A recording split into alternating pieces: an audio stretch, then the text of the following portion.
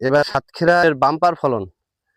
তো আপনারা দেখতে পাচ্ছেন যে এই যে ধানের শীষ অলরেডি দলি গেছে, আর ধানের শীষগুলো দেখেন কিরকম মোটা মোটা।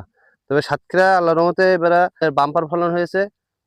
তো আমরা চাষি ভাইয়ের কাছে দেখি যে এই ধানটা আগে মনে হয় কাটা পড়বে, তো এই ধানের নাম কি আর এই ধানটার নাম কি।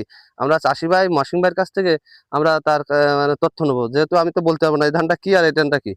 তো মহসিন ভাই এটা কি ধান ভাই, একটু বলতে পারেন? যেমন তোমার ডাইন হাতে যে ধানটা দেখা যাচ্ছে এটা হচ্ছে এসিল্যান্ড ধান, আর তোমার বাম হাতে যেটা দেখা যাচ্ছে এটা হচ্ছে তোমার রড মিনিকেট।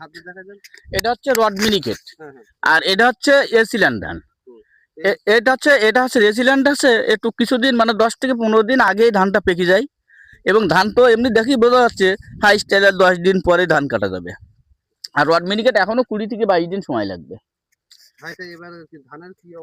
এবছর বললাম না যে এত সুন্দর আল্লাহ ধান দিয়েছে যে ধানের তুলনা হয় না। যেমন একটা শীষ দেখলে বোঝা যাচ্ছে যে কি পরিমাণ আল্লাহ পাক তাতে দিয়েছে, অফুরন্ত পরিমাণ।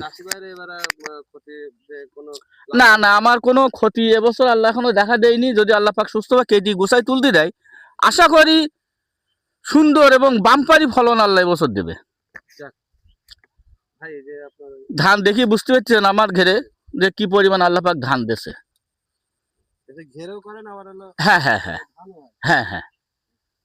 ঠিক আছে ভাই, খুব সুন্দর করতেছেন, রাখি।